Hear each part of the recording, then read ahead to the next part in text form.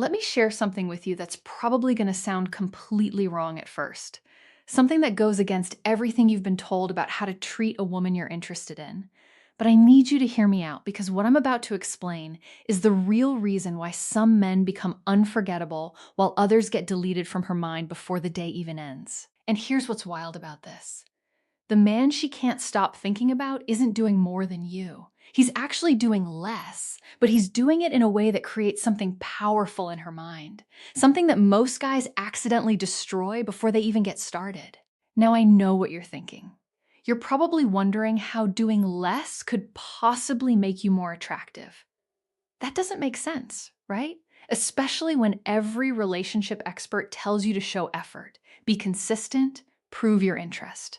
But here's the thing, they're not telling you. There's a massive difference between being genuinely interested and being emotionally available 24/7. One makes you attractive. The other makes you forgettable. And by the time we're done here today, you're going to understand exactly why that difference matters more than anything else you do. Before we go further, let me tell you why I'm qualified to talk about this. I've spent years studying relationship psychology, working with men just like you, guys in their 50s and 60s who are dating again after divorce or loss, men who are genuinely good guys but keep running into the same frustrating pattern. They meet someone, things feel promising, they invest time and energy, and then she just fades away. And they're left wondering what the hell happened. Sound familiar? Here's what I've discovered. The problem isn't that you're not good enough. The problem is that you're accidentally training her brain to take you for granted. Let me explain what I mean. Think about the last time you really wanted something. Maybe it was a classic car you'd been searching for, or tickets to an event that was hard to get into. Remember how much mental energy you put into figuring out how to get it? You thought about it constantly. You made plans. You felt that buzz of excitement every time you made progress toward it. Now think about something you already own, something that's just sitting in your garage or your closet. How often do you think about that? Probably almost never, right? That's exactly how human psychology works with people too. When something is easily available, always there, completely predictable, our brains stop finding it interesting. It's not personal. It's not cruel. It's just how we're wired. Our minds are designed to focus on uncertainty, on challenges, on things that aren't quite resolved yet. And when you make yourself completely available to a woman right from the start, when you're always the one reaching out first, always free when she wants to see you, always responding within minutes, you're removing all the uncertainty. You're basically telling her brain that you're already figured out, already secured, already won. And that kills the one thing that makes people think about each other late at night, the tension of not quite knowing. Now, I want to be really clear about something, because this is where a lot of guys misunderstand what I'm saying. I'm not telling you to play games. I'm not suggesting you pretend not to care about someone you actually like. That's manipulative, and it doesn't work long-term anyway.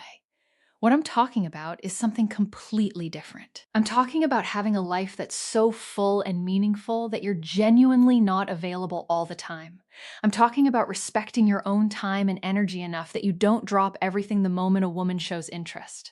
I'm talking about understanding that real attraction grows in the space between contacts, not in constant communication. Let me give you a real example. I worked with a guy named Richard, 58 years old, divorced for 3 years. Great guy, successful, interesting life. He met a woman at a gallery opening and they hit it off. She gave him her number. Now here's what Richard used to do, and maybe you'll recognize this pattern. He'd text her the next day saying how great it was to meet her. Then he'd text again that evening just to say hi. Then he'd send her articles he thought she'd find interesting. He'd check in every morning. Within a week, he was essentially orbiting her entire day with his attention. And guess what happened? She stopped responding. She got busy. She faded out. Richard was crushed and confused because he thought he was doing everything right. So he changed his approach completely. A few months later, he met someone else. Similar chemistry, similar initial interest. But this time, after getting her number, he waited 3 days before sending a short, engaging text. Not a novel, not an interview, just something that referenced a funny moment from their conversation. She responded enthusiastically. They texted back and forth a few times, and then Richard did something that felt uncomfortable for him. He ended the conversation first. He said something like, "I've got to run, but this was fun. Talk soon." And then he didn't text her again for 4 days. During those 4 days, he didn't sit around obsessing. He went hiking with friends. He worked on a furniture project in his workshop. He lived his life. When he did reach out again, it was to suggest a specific plan: coffee at a place he thought she'd enjoy, on a day that worked for his schedule. Here's what happened in her mind during those gaps.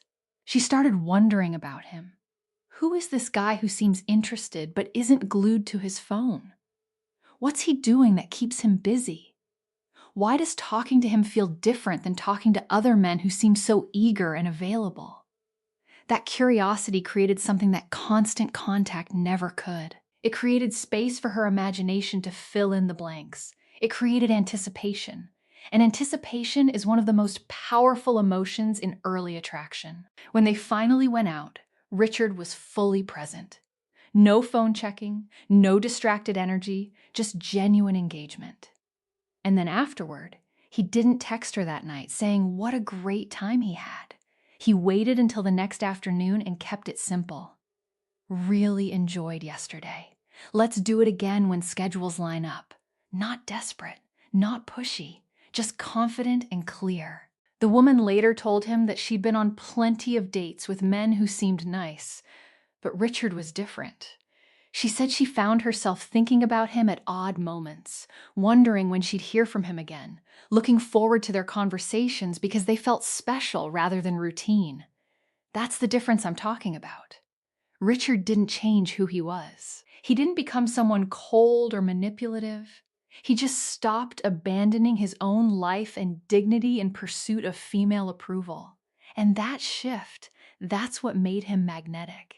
Now, let's talk about why this works on a deeper psychological level, because understanding the why is what keeps you from feeling like you're playing games. There's something called intermittent reinforcement in psychology. It's one of the most powerful behavioral patterns we know about. Basically, when rewards come unpredictably, they create much stronger emotional responses than when rewards are constant and predictable. This is why gambling can be so addictive. You don't win every time, but the possibility that you might win keeps you engaged. This is why people get hooked on social media.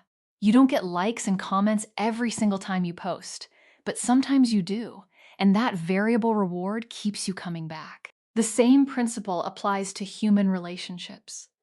When your attention and presence are constant and predictable, they become expected rather than valued. But when your presence is genuinely scarce because you have other priorities, other interests, a full life, it becomes something she values more when she does get it. She starts to appreciate the time you spend together because it's not infinite. She starts thinking about you more because you're not a solved puzzle. You're still someone with depth she hasn't fully explored yet. But here's the critical piece that separates mature men from boys trying to play games. This only works if it's authentic. You cannot fake having a full life. You cannot pretend to be busy and unavailable while actually sitting at home waiting for her text. Women can sense that inauthenticity, especially women in our age range who have decades of experience reading people. The power of this approach comes from genuinely having things in your life that matter as much or more than getting her attention. When you're hitting the gym because you genuinely want to stay healthy, when you're pursuing hobbies because they fulfill you, when you're spending time with friends because those relationships matter, when you're working on projects because they give you purpose, that's when you naturally become the kind of man women think about. Let me tell you about another element that most guys completely miss: the power of ending conversations first. Think about the last great conversation you had, one where you were completely engaged and enjoying yourself. Now imagine if that conversation had just kept going and going until it petered out into awkward silences or repetitive small talk. Not such a great memory anymore, right? But if that conversation ended while it was still energizing, while you still had more to say, you walked away wanting more. That's the feeling you want to create. When you're texting or talking with a woman you're interested in and things are going well, that's precisely when you should exit. Not abruptly or rudely, but confidently. You've got things to do.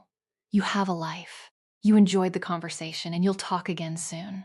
This does something powerful. It leaves her in a positive emotional state associated with you, and it creates a little tension, a little incompleteness that her mind will want to resolve by continuing the conversation later.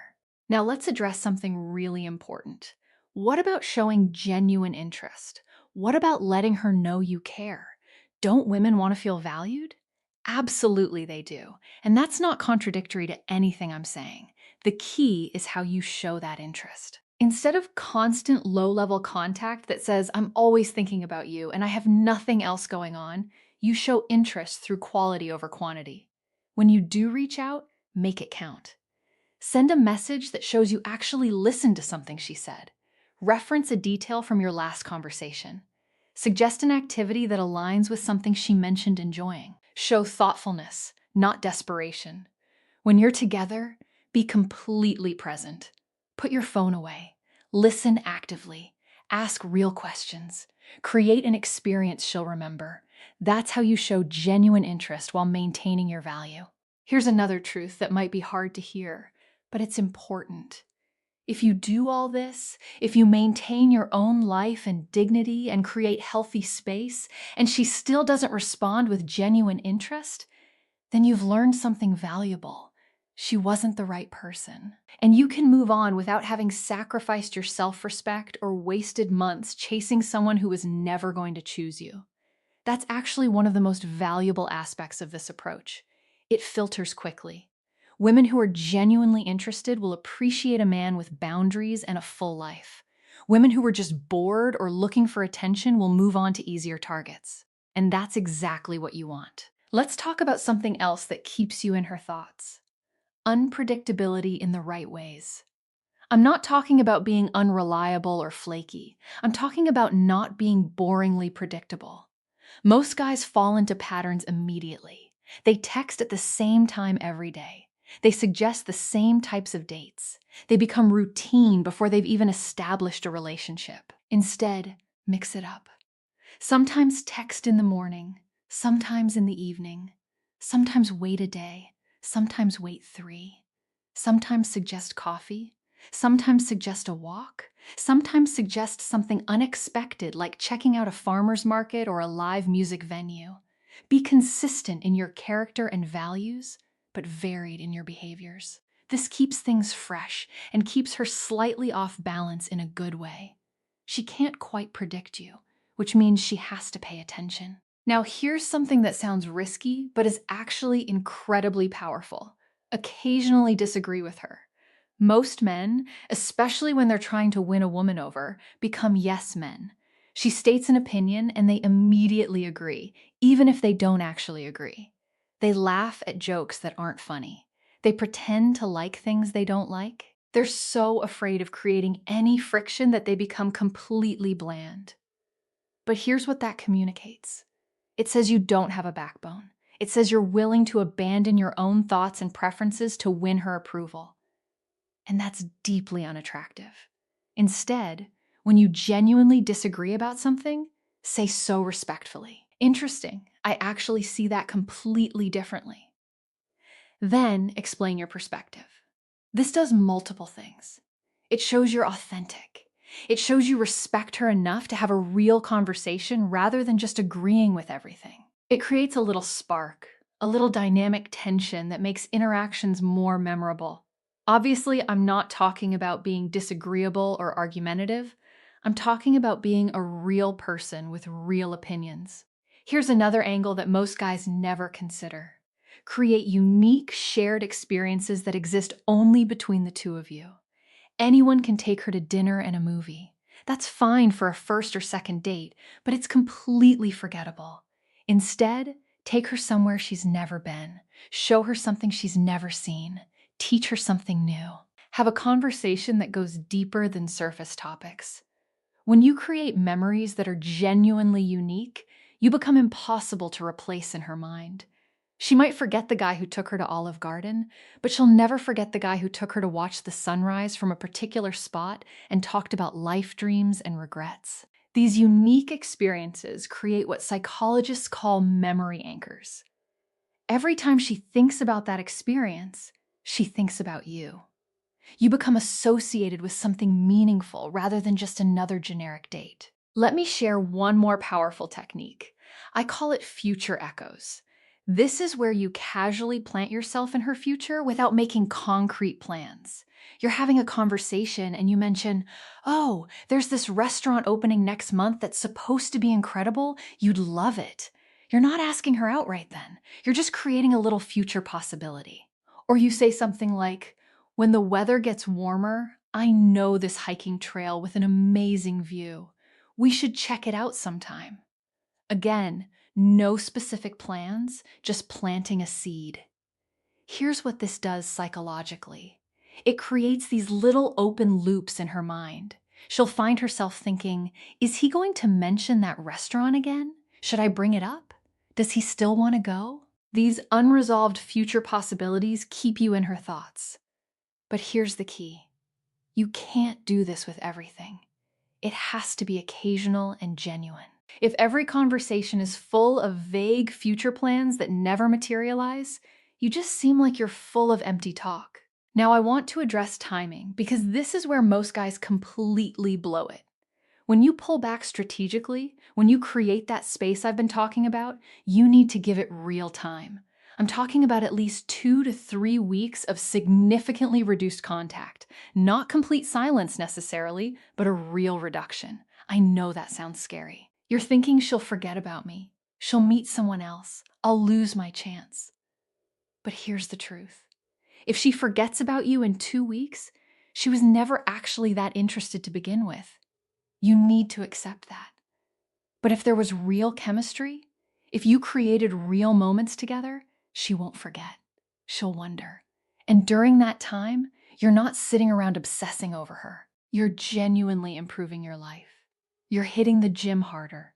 You're pursuing your interests. You're expanding your social world. You're becoming a better version of yourself. And when you do reconnect, you're not the same guy who stepped back. You're measurably better, more interesting, more centered. She sees that growth and thinks, maybe I underestimated this guy. Maybe I should pay more attention. That's when real attraction deepens. Here's what you need to understand at a fundamental level. This approach isn't about making her chase you for your ego. It's about understanding that attraction isn't logical. It's psychological. People value what they work for. They think about what's uncertain.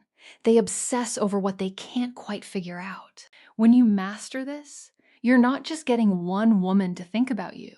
You're becoming the type of man who naturally creates attraction because you're not seeking validation from others. You're building a life so compelling that people naturally want to be part of it. You're centered in your own value instead of constantly trying to prove it. That shift from seeking approval to simply being valuable, that's what changes everything. But let me give you one final critical warning. Do not use these insights to manipulate someone into feeling something they don't feel. Use them to become more attractive, yes. Use them to stop wasting time on people who aren't genuinely interested, absolutely. Use them to maintain your dignity and self-respect, definitely. But don't use them as tricks to trap someone into a relationship they don't actually want. Because even if that worked short-term, it would fail miserably long-term. The goal here isn't to trick anyone. The goal is to become someone genuinely worth thinking about. Someone with a full life, strong boundaries, real interests, and authentic confidence. When you become that person, attraction happens naturally. You won't have to manufacture mystery or play games because you'll genuinely be someone interesting, someone valuable, someone memorable. So here's my challenge to you. For the next month, focus less on getting her attention and more on building a life that deserves attention. Fill your calendar with things that genuinely matter to you. Reconnect with old friends. Pick up that hobby you've been putting off. Work on your health and fitness. Pursue something that makes you feel alive. And when you do interact with women you're interested in, do so from a place of abundance rather than scarcity. You're not desperately hoping she'll like you. You're genuinely seeing if there's mutual compatibility. That shift in energy, that's what makes all the difference. That's what makes you the man she can't stop thinking about, even when you're not around. If this resonated with you, drop a comment and let me know what shifted for you. And hit that subscribe button because we go deep into relationship psychology and dating strategies for mature men every single week. This is about becoming the best version of yourself and creating the relationships you actually deserve.